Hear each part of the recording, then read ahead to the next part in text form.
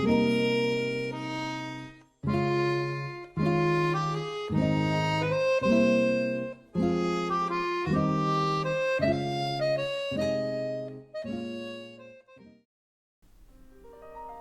to another episode of Ask the Zeldatuber, and this time my esteemed guest on this channel is none other than Monster Maze. Hi! Hello, everyone. I'm Monster Maze. I don't really have a whole sales pitch ready, so I'll just leave it at that. Oh my god, imagine if every channel had their own little sales pitch. That would be quite funny. Well, some people really do. They have a whole thing just go here and here, and I make this kind of content, and I do this, and blah blah blah. And they have all their socials ready, and I'm just hi, I'm Don. I make videos. I mean, let's be honest. If someone finds this video, they most likely already know who you are. So. I hope so. So in this series, I asked Zeldatuber's questions. Some are generic, some are not so generic, and the very first one is super basic. But how did you get into Zelda? How did I get into Zelda? Let me check. Well, Ocarina of Time is where it started. I did see A Link to the Past. I saw someone play it once, and I thought it looked cool, but I didn't know what it was, and I forgot to ask him. So I guess, yeah, Ocarina of Time was my first. My mom used to work at a video store, so I had access to a lot of games that I could just rent for free, and I rented Ocarina of Time one day. I remember seeing the commercials on TV, and yeah, it looked cool. So basically, me and my cousin would play it together, because we were kids, we didn't have a lot of money, so we just usually one of us would rent a game or buy one, and we would play them together. And I don't think I actually played it for myself until my 2 years later, because I would get the cartridge Ocarina of Time for my birthday, and that's when I finally owned the game myself, and that's when I first played the game all the way through to the end. Before that, it was just sporadic. Just we would sometimes play it for a while, and we'd stop, and then but that's how it kind of got started. Ocarina of Time was the first, then Majora's Mask, then we had to wait a long time for the Wind Waker. At least it felt like a long time back then. And that's when I started replaying all the older games that I didn't play before. So Link's Awakening, A Link to the Past, the first Zelda. Although I never finished that one until way, way later because it was very hard. But yeah, that's how I got into it. And ever since then, I've been with the series, pretty much every game. That is so nice. I just love that memory that you have with your cousin, because that's pretty much the same with me and my brother. We also always had to share games, or I watched him play or he watched me play. Yeah. It's quite nice. It's very nostalgic.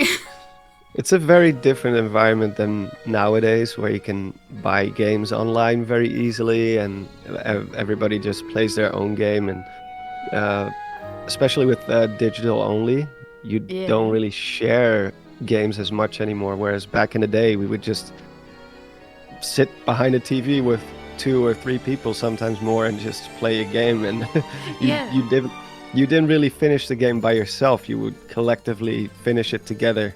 Yeah, same. Absolute same for me and my family. It's such a nice memory to think about. Yeah, different times. What made you decide to start your channel? Obviously, your channel is relatively new. I think you started 2 years ago, if I remember correctly. Almost 3 now. Oh, yeah. damn. Oh, time runs. True, it was 2020. Yeah, I remember. Yeah, time flies like crazy. It was right before the pandemic hit, or about when it hit, around that same time. That's when I started. So I think April 23, that's when my channel, or that's the anniversary of my very first upload on my channel. So that's in 1 month from now. It's a third year for me, which is crazy. But I was an editor for Commonwealth Realm for 8 months before I started my own channel. That's how I kind of rolled into the whole YouTube space. I never really thought about starting my own channel until that point, because I always thought YouTube was very complicated, and I don't know, it never really hit me like, oh, I could just make my own content. I did make my own content back in the day on places like Newgrounds and stuff. I would post my animations, but running a YouTube channel, I don't know, it just never came to me. And then Conrad from Commonwealth Realm put out a little advertisement in one of his videos where it was like, we need an editor. And I was like, well, I guess I could do something like that. Even though I was not an editor at all, I was an animator, which is not the same thing by any means. I didn't even know how Adobe Premiere worked at that time. So about 2 weeks before I had to edit my first video, I had to do like a speed course to learn how Premiere worked. And when I finally did, I made my first video for him. I did that for about 8 months. And yeah, at some point, I was just, I can do this myself if I really wanted to. The only thing that was holding me back was I was always afraid that I would be terrible at doing the voiceover. Because I don't know, I always felt like my accent was very strong, and I trip over my words quite quickly. So I don't know, it just, that was my biggest hurdle, getting to that point, like how am I gonna sound interesting? But as soon as it started taking off, I'm still glad I did, of course. Me too. But that's how, yeah, that's how it got started. I started as an editor on someone else's channel, and because of that, I got to see how YouTube works behind the scenes, and to an extent also what kind of income you can get from that, if it's realistic to do something like that. And then the pandemic hit, and I was suddenly without work, because I'm a freelance animator, or at least I used to be a freelance animator, which is mostly based on events like concerts, football matches, all kinds of campaigns, and all that stuff got canceled because of the pandemic, because people were not able to gather anymore. So with all that free time, I was like, cool, I'll just start my own channel. Yeah, I remember when I first found your channel in summer 2020. I don't not remember what the first video of yours I watched, but did your channel grew compared to a lot of other Zeldatubers? Your channel grew super fast in a super short time. Yeah. How did you? Is there a way that where it still hits you that's quite surreal, or are you kind of used to it now? Did you expect that kind of outcome, or were you just like, oh, let's just do it and see what happens? Yeah, I was not necessarily expecting to be, I did prepare it well, I feel. So when I started my channel, I wasn't like, I'm just gonna wing it totally. I did have a certain vision for myself, like I want to have a branding, I want to have a logo ready, I want to incorporate a lot of animation stuff into my videos. So I did have a bit of a vision, but I did not have any expectations, because you can be good on YouTube and still nobody's gonna watch your stuff because you don't get the exposure, because there's so much content out there, there's so many great creators. It's hard to stand out, but I guess to a certain extent I also got lucky, because I just had one video that ended up doing exceptionally well, got like 500,000 views, and that's where it started, because before that I had about 300 subs, I think.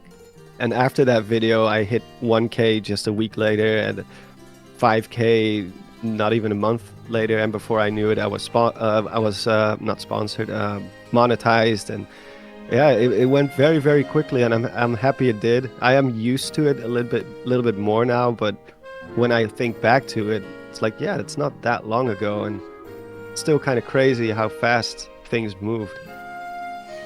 You just mentioned reward sponsored, even though you meant monetized, and that just reminded me of something. And do correct me if I'm wrong. You did a sponsor, I think, once, and I think after that you actually put out a statement that you would not do sponsors anymore. Do I remember that correctly?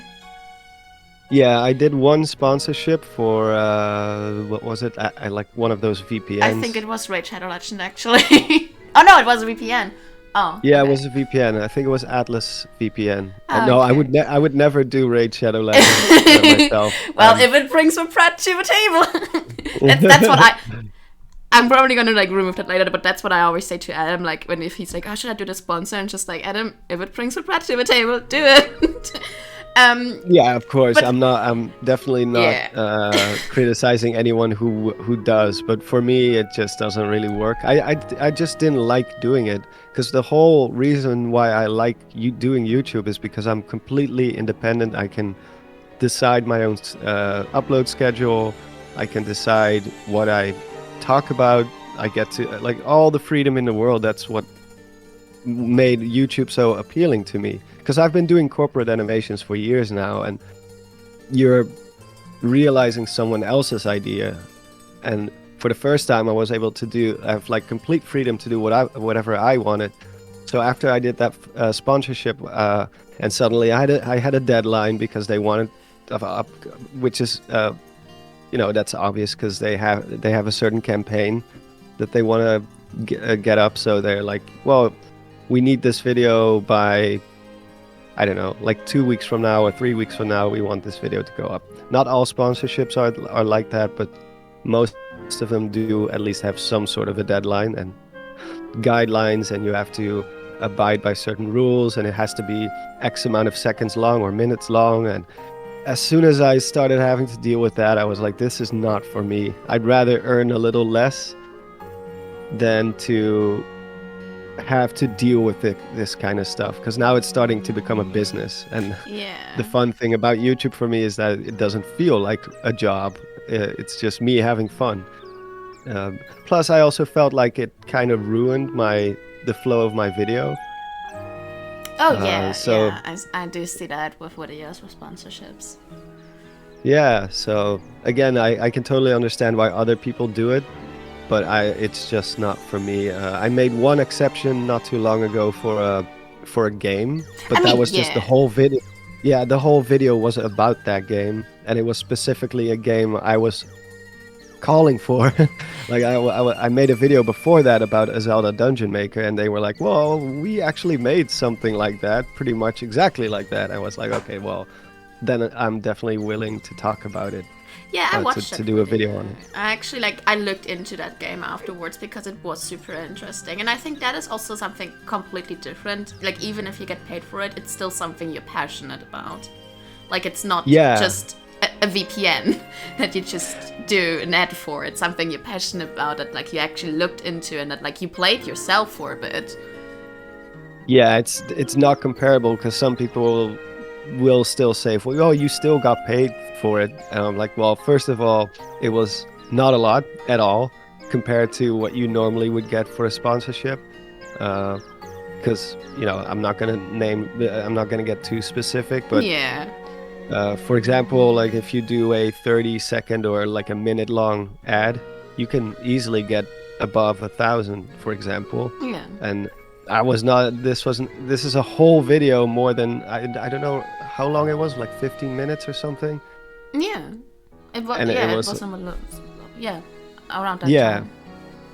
and but I only got like around 300 for it. But the reason why I ended up doing it is not because of monetary reasons. It was just like, well, I asked for a game like this, so I want to, I want to talk about this game because I think it looks really cool, and I had all the freedom I wanted to, because that's the one condition I had up front. I said, I don't want you guys to tell me what to say. I want to do a review of the game the way I want it, and I want to be able to be critical also and voice my criticisms about what I don't like. And they were like, yeah, that's totally fine. You can do whatever you want. And I was like, okay, then I'm willing to do it. But I don't think you're gonna see any more real sponsorships on the channel because unless like money is really really tight. But so far it's I'm able to manage just fine without it. So, what is your favorite thing about the Zelda community? My favorite thing about this other community, I guess the creativity and just the non-toxicity of it. It's one of them. I've been in a lot of different communities, fan communities of especially fiction, and the Zelda community is one of the few where it's hard to find any drama or just hostile behavior. Everybody just gets along. It's crazy how much collaboration there is. Nobody really holds ideas to themselves.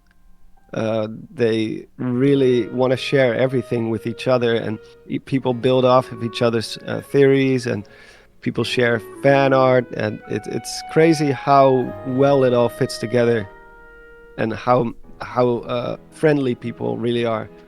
The passion for this game really brings out the best in a lot of people. Obviously, there's always going to be some less than ideal type of people but every community has that, you know. I mean, yeah. I'm not going to name any specific other communities, but there are definitely communities out there where I've been a part of. Well, I can name one, the Smash Brothers community, for example, can be very, very toxic. I don't mind because I'm no longer in that community, so I don't care. Yeah, no, But, I you know, agree with you totally. for someone who's been in that community for a few years, and I can tell you that compared to Zelda, that's so much worse, and there's so much more drama going on, and people complaining and hostilities, and the Zelda community just doesn't have that. All the Zelda creators, nobody sees each other as competition. I don't see Adam or Zeltic or Commonwealth Realm. I don't see any of these people as my competitors. I see them as people I can work with and have fun with and discuss with, and it's great. It's a great time. It is indeed. That was also the Zelda community. I came super late into the fandom, 2019 actually, and the Zelda community is the first community I've ever been part of. That's like, it's the least toxic community I've ever been part of. It's crazy. Yeah, it's great, especially as a newcomer in the as a new creator in the scene. You could expect some people to be like, "Who's this new guy? Why is he doing so good?" You know, you get like envy but nothing like that. Like as soon as my channel started taking off, I was invited by bigger creators to join them, to join chats, to join podcasts. Everybody they're so receptive.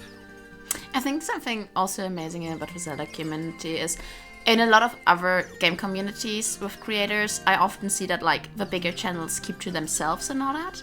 But in the Zelda community, even if like channels are beneath 1k subs, they can feature on like super big channels. Like everyone's so invited. Like everyone's just like, oh yeah, sure, like let's just do a collab together, or oh, you had such a cool theory, want to be on my channel or so. And that's just amazing how supportive everyone is. Yeah, absolutely. It's great. Continuing, what is your favorite Zelda game and why? Oh boy. Well, I have like a top 5, which is pretty solid. It doesn't change a lot, but the positions keep changing. Like, so one day Ocarina of Time will be number 1, then Breath of the Wild, because it kind of depends on my mood and which game I played last. That also has a big impact. Sometimes I will just play a game for too long and I'm sick of it, and then it goes down 1 or 2 places, or the opposite. For example, I just had to play through about 2/3 of Skyward Sword for my last video. And I was like, man, this game is so awesome. I really underestimated how cool this game really is, and it immediately shot up a few positions. Like I used to hate Skyward Sword when I was younger, when it first came out. I really did not like the game. But with Skyward Sword HD, I really gained a whole new appreciation for it. It really went up in my list quite a lot. So I cannot really say which one is my favorite, but Like Ocarina of Time, Majora's Mask, Skyward Sword, Breath of the Wild, and Wind Waker, maybe. Like those are among my top 5 usually. And then there's a few of the 2D games which I also like a lot, but I find it hard to compare the 2D installments and the 3D installments. Oh yeah, it's just definitely. hard. It's very difficult to pitch those together because they're so different in many ways. Yeah, the formula is a bit similar, but like you do dungeons and stuff, but the feel of those games is very different. Like I absolutely love the Oracle games, for example, but I could never compare them to like a big cinematic game like Twilight Princess. That's just not doable. Yeah. So I'd like to keep those separate from each other most of the time. That does make sense. Like, I think most people actually do that because Yeah. it is so different. Who's your favorite companion in all games? My favorite companion. I guess, yeah, I know it's a cliche, but I guess Midna. It Yeah. is a cliche. I should It is just a bit- add, like, and you're not allowed to say Midna. Well, she's just the perfect balance between all the different companions. Because I know people, for example, like Eslo Oh, from yeah. Minish Cap. He's But- a babe. Yeah, but after having played Minish Cap not too long ago, I felt like suddenly I was reminded how much he interrupts the gameplay. Yeah. Like he's cool as a character, but the way they implemented him, where he keeps interrupting things or giving hints to puzzles before you even ask for it, I was like, yeah, he is a pretty cool character. He has a cool personality, but Yeah. they still, they still manage to make him a little bit annoying when it comes to his interruptions. Same with Fi.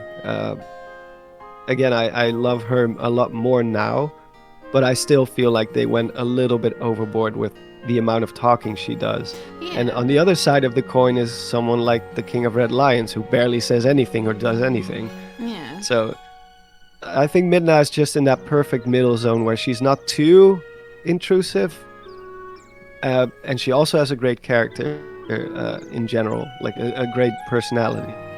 And she actually plays a part in the story. Like, the game is technically named after her. I mean, yeah. She's the Twilight Princess.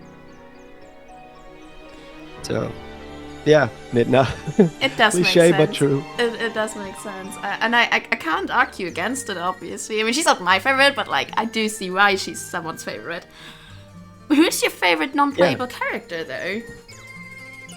From any My game? favorite from any game. Yeah. Whew, that's a very difficult one.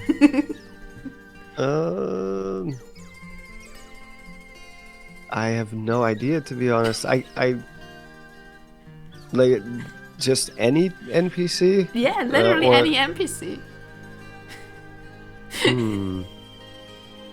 Let me think for one sec. I really have no idea. Definitely not Tingle. Okay, so Tingle is Definitely. last on that list. Yeah, Tingle's on the bottom somewhere. Well, He's a that's scam artist. also that's like, who's your least favorite NPC? It's Tingle. Good to know that. Yeah, we can just rephrase the Genau. question. No, because there's so many NPCs, and if I name one, then like an hour after this interview, I'm gonna be like, oh no, wait, it's of course it's that one. I get that. That is me in a nutshell, honestly. I always say something and then I'm like, oh no, wait. Yeah. So obviously you have also a lot of theories on your channel, and like we just talked about how like there are great theories in the whole community. What is your all-time favorite Zelda theory? About My any all-time- Zelda game, like just your favorite theory. That's probably gonna be a Celtic one. Because he's had so many theories that are just flat out mind blowing. That are really, really cool. His theory about redads was very, very awesome. I agree. Yeah. where he just lays out the whole like they're not technically evil, they're like resurrected, and it's actually kind of sad in a way. Oh yeah, I remember. I actually cried during that video. It was a very good video. So I guess that one. That one is pretty cool because I'm not really big on like timeline videos, even though I love the thinking about the timeline. Sometimes it's not necessarily my favorite subject because there's a lot about the timeline I just don't really agree with, like the whole downfall timeline that shouldn't even exist in my opinion. Yeah, I remember that. Yeah, so that's even though but it is still the canonical, like at this moment at least, it's still the canonical version of the timeline, so we just have to deal with it. But it's usually those theories about one single game or one single subject that really intrigue me, where I'm like, oh, that makes a lot of sense, because it's easier to make something work if it's within the scope of one game, whereas if you try to cover the whole mythology of Zelda and the whole timeline, there's always going to be big contradictions. Yeah. You know what I mean? Yeah, definitely. So could we place certain timeline theories as your least favorite theory, or is there like a different theory that you really do not like? My least favorite theory. Well, I don't really have a least favorite in a way like, oh, I hate it, because I think every theory is fun. I mean, even yeah. Even if it's not true, or if we can pretty much, for example, the famous theory about Link being dead in Majora's Mask, like we've been able to prove that that's not true. It's a flawed theory. Yeah. It just doesn't make sense. But I still enjoyed it a lot back when it came out, because it was a very bold idea. Yeah. And I know there's still people. I guess my least favorite theories, not to name one specific one, but my least favorite ones are the ones that are repeating things that have already been debunked since then. For example, stuff like, oh, there's music.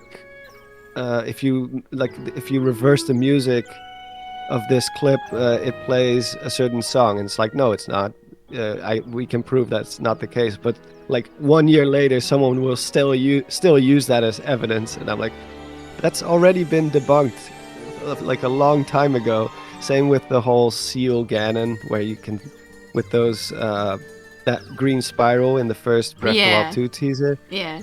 Like, that's long since been debunked, and some people just don't do the research and they still just repeat that. And I'm like, come on, man, just look up, like get with the developments first before you use that as evidence. I know everybody can make a mistake, but then you have to again start explaining to people, no, that's actually not true. We've already been able to debunk that since then. That is a mood. Yeah. Seeing as it's now less than 2 months from away from Tears of Kingdom's release, what is like your dream outcome of Tears of Kingdom? Like, what is something you really wish will happen or appears in the game? Like, I hope it will just be a very balanced game. It will have all the stuff that we want. It doesn't necessarily have to be the biggest game ever, because I think that's not possible. Every Zelda game has stuff, you know, that's why everybody has their own favorites. One game is very good with dungeons, one game has a good story, the other one is very open, the other one is very linear. There's something for everybody, so I don't expect Tears of the Kingdom to be the ultimate Zelda game, but I just hope it has a lot of the stuff that we like about the series. So there will be great dungeons, like actual dungeons, not the Divine Beast stuff. A decent story that really gets us excited, which again is probably not going to be as crazy as Skyward Sword, for example, because it's open world. So you sacrifice a bit of that linearity. That means you cannot make a story the same way. But I still hope it will have a great story. with a lot of that ties into the larger Zelda mythology. Maybe explain how. Maybe bring back the whole Curse of Demise, for example, as a plot point. Have Fi maybe make an appearance. Just some stuff that ties into it. And other than that, yeah, I mean, as long as it plays well, which we already know it will, because it's based on Breath of the Wild, and Breath of the Wild had amazing gameplay, and this is only going to be bigger with even more abilities. So I expect it to be just a very, very solid Zelda game, and I hope it will. So my biggest hopes are the stuff we haven't seen yet, things like dungeons, some underground stuff, which I really enjoy, in addition to the sky realm, and yeah, that's pretty much my biggest hope. Nice. So we're halfway through questions, and for that, I have prepared a little trivia time. I have 3 questions, just like very quick ones. Just answer what you think it is, and then obviously it's okay if they're wrong. Like, you don't win any prize here. Which Zeldatuber got recently hacked? The Bread Pirate. That's correct. What is the first dungeon in Wind Waker called? The first dungeon. That would be Dragon Roost's Cavern. Also correct. And what is the name of Taddle's brother? I don't know how you pronounce it, but like tail. That's how I would pronounce it, yeah. So, yeah, nice, that's 3 out of 3. Tattletale. Yeah. Yeah. Oh my god, I never made that connection. Tattletale. Tattletale, yeah. Oh although my that's not how they're called in Japanese, I think, but still a cool. That is cool little thing. I mean, what are they tattling? Or tattletaling? Oh my god, I cannot believe I never made that connection. That is like such a mind blow right now for me. Yeah, it's really cool. Props to the localization team. Definitely, that is so cool. So the next question. Is there something that you really want to see introduced into the Zelda series? Like a certain game mechanic or something lore-wise or a certain enemy? Like not reintroduced, but like brand new. Brand new? Well, I want Zelda to keep its identity, so I don't want to... I don't want to say it should be more like that game. Like X game, but I would like to see a little bit more deeper combat system in the Zelda series, because you know what would come to mind would be the Souls games, obviously, because they're very combat focused. It doesn't need to be as difficult as the Souls games. In fact, I don't want that. I think that would not work for Zelda as well, given the fan base and just how we are used to Zelda being as a series. But I do enjoy, like when I play a Zelda game right after I play a Souls game, I'm like, man, I can just press a button over and over again, and it will either they will block it or it will hit. Most of the time, it will just hit. Because Twilight Princess had a lot of moves, but it was a very easy game. You didn't have to do much to slay your enemies. Whereas in Dark Souls and in Elden Ring and those types of games, you really have to strategize a little bit more. You have to observe the attacks of the enemies. You have to... So I guess I just want to see a little bit more in a unique way. So not literally just copy what Dark Souls does, but I want to see a little bit more of a complicated combat system. I agree there, actually. That would be nice. Yeah. My friend Tony has a question. Tony asks... Hello, Tony. When the Koroks acquire guns and take their revenge upon us, would you be spared? Would I be spared? Yeah. I'm not sure. I would not. I'm ruthless with Koroks. I love enjoying dropping stones on them. I was about to say I have dropped my share of rocks on their heads. So I think I'm screwed, probably. Honestly, I think we're all screwed. I think we're just all screwed. They will have no mercy. My next question actually ties in with a big series you have on your channel. What is your thoughts on the lack of consistency of a geography in Hyrule? My thoughts on the lack of consistency. I think I explained that one in one of my videos one time, where it's like, I think the reason why Hyrule keeps changing its appearance is because it's a legend. It's like, it's in the title, The Legend of Zelda. So it's just a retelling of an old myth or an old legend that may or may have happened like a long time ago.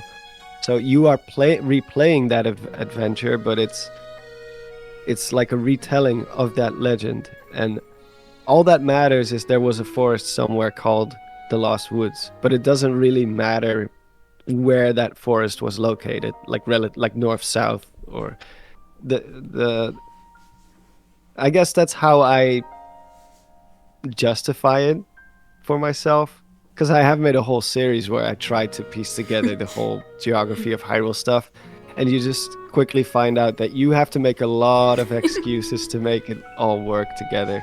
And even now, I haven't even bothered to do it with Breath of the Wild yet, because it's just so different.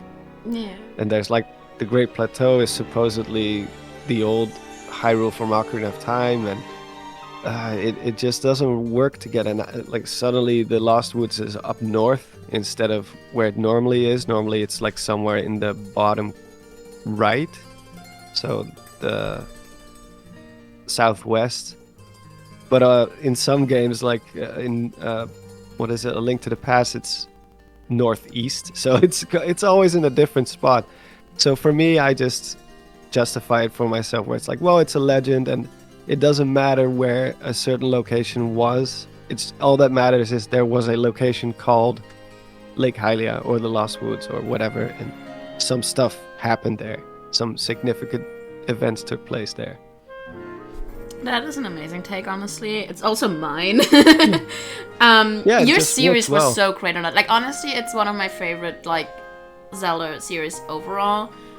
Although I do have to say, I think your Path of the Heroes, I do esteem a little bit higher on my list. Yeah, which is a shame, because that one did not nearly get as well received in terms of views. But maybe it's also because it was Age of Calamity related, and Age of Calamity wasn't as popular. That's true, yeah. I just love the animation you did on that. Like, it just looked so damn cool. And obviously the Bokoblin video is my favorite one. Like, that's a no-brainer. That is amazing. Yeah, I think that goes for a lot of people. The views definitely reflect that. Staying with the geography questions for a moment, seeing as we have a big canyon in Breath of the Wild that, like, you know, obviously for game mechanic reason prevents you from going somewhere else on the map. But, you know, geography, there's a big canyon. Do you think that through that big canyon there is a chance that one point in the future, which we might not even see in any game, but like that there is a chance that the playable Breath of the Wild map tears apart and becomes its own island, basically, apart from the continent? It could be, yeah. I think in Four Swords Adventures it was already an island once before, so I can see that happening. If the waters rise, it would fill up that canyon. Yeah. And then it becomes its own little island. So yeah, the answer is yes. I could see that happening. This is also another question. I think months and months ago, I did ask on Twitter if like people have questions for Zeldatubers. I do not remember from whom this question is.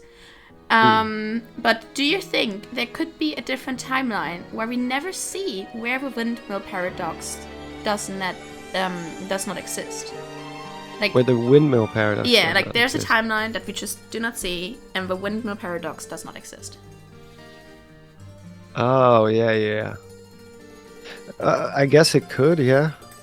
I'm not sure. The Windmill Paradox has always been very fascinating to me because there are ways you could explain it, but it takes a lot of creative thinking, and you have to dive into multiverse stuff, and because I think the idea was that what was it again? Like the version of the windmill song of the Song of Storms that you learn is the one you learned in Majora's Mask.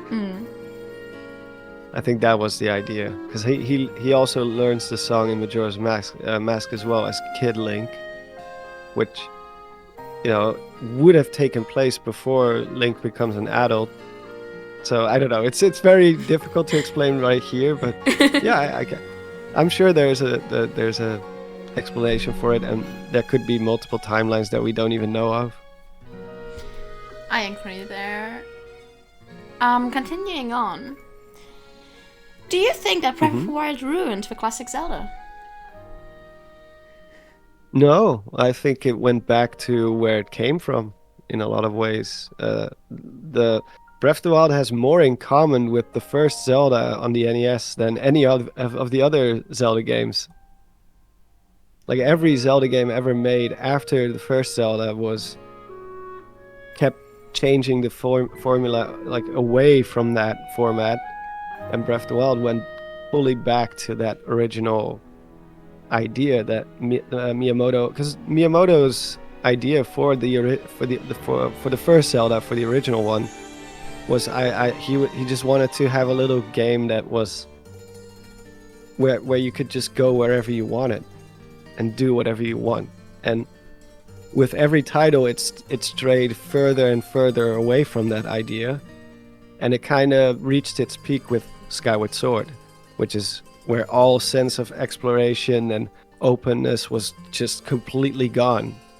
You couldn't even walk around. There wasn't not even a day and night cycle anymore. You couldn't even get from one province to the next. It was all disconnected from each other. And Breath of the Wild really went back to the roots of the series. So I don't think it ruined classic Zelda, because I guess it depends on what you would define as when you say classic Zelda, because Breath of the Wild is as close to classic Zelda as you can get.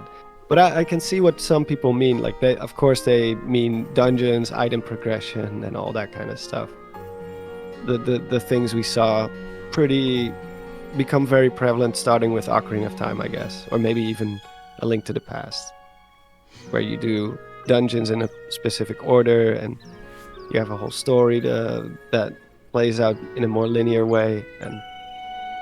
But I don't think it ruined anything. It just tried something different, and the more things Zelda can be, the more options this series will have. Because if we just keep doing the same thing for 20 more years, the Zelda series is going to die out at some point, because there's going to be a time when every idea has been done. Oh yeah, definitely. And I think Breath of the Wild is definitely not perfect, and it will there's lots of room for improvement, which we will hopefully see in large part in Tears of the Kingdom already. But it was a necessary game to break the mold and to expand what Zelda can be. So now it can easily go for another 50 years or like another 40 years easily. I agree there, totally. What is your playtime versus research ratio? Ratio, I think. Playtime versus research. You mean when I make a video, or just in general? In general, like what is your actual enjoyment playtime versus your playtime that you use for research? Well, I would say about 80% of all my playtime for Breath of the Wild, for example, has been capturing footage, and 20% is my first playthrough of the game. So, it differs from game to game. Because, for example, Skyward Sword, I just played through 2/3 of it, but that was only I actually beat it twice now, Skyward Sword HD. But that was I've only beaten the game twice so far, but that's mostly because if you want to capture something from a completely different region or a different part of the story, you have to play through so much to get there. Yeah. So in that case, I will just be like, you know what, I'll just use some footage from someone else's Let's Play, or because I'm not going to go through that whole ordeal again. Whereas with Breath of the Wild, you don't have that problem as much because you can go anywhere you want pretty much. So if I want footage of Hebra Mountain, and I start a new gameplay or a new playthrough, I can be there in less than 2 hours. Yeah, so, that's. But for so for Breath of the Wild, my ratio is about 80% capturing and researching and stuff like that, and 20% actually playing the game for fun. Nice. I think it's very funny how like that's apparently for most people it seems like a solid 80-20 ratio. Yeah, and it makes sense. It makes sense too, because I will always continue to have need for footage, whereas I don't really feel the need to play through Breath of the Wild again, because I've already put in like 400 hours into the game. Like, you know, I've had my share of what I need to experience for that game. Coming to our last two questions. We Bandit Games asks if you're all the same person secretly. All of us? All of us, all of you Zeldatubers are secretly one person. That's the question Bandit Games asks. Well, that would be very impressive how much they can change up their voice and their editing style. But yeah, maybe we are. We will find out soon, because a lot of us will be meeting up at PAX. So if nobody shows up, then it was all just it was all fake. It was all just, maybe it's just all Celtic. Celtic just made a whole lot of side channels, learned to adapt a Scottish accent and a Dutch accent. Okay. So he created a monopoly of Zeldatubers. So the last question is actually by Nintendo Black Crisis, and he asks, "Oh my gosh, is that a Zonai swirl?" The answer is yes. Amazing. I'm also glad that everyone apparently is. Everything is a Zonai swirl. Everything is a Zonai swirl. It's crazy how that just became a thing now. Just yesterday, I was walking back from the supermarket and I saw someone made a little spiral with chalk on the floor. And I was like, oh, there we go. Like, the first thing that comes to mind is just immediately the Zonai. Whereas before Breath of the Wild, I would not have thought about it that way. So it's become synonymous with it. It is like it's literally, it got to a point where like Adam and I, whenever we see a swirl somewhere, we're just like, oh my gosh, is that a Zonai swirl? Yeah. I'm happy NBC managed to make a little meme out of it for himself. It is. It's.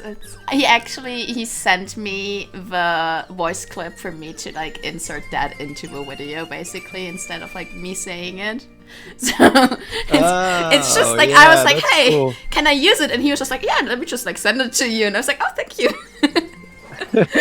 I still have it in my library somewhere too, because I've used it, I think, once or twice. It's amazing how it became a meme. So, Don, thank you so much for doing this with me, for sitting down and like letting me pester you with like weird questions. Oh no, it's my pleasure. I enjoyed it very, very much. Thank you so much, and I hope you have a nice day. You too. Thank you. And thank you everyone who was listening to me rambling.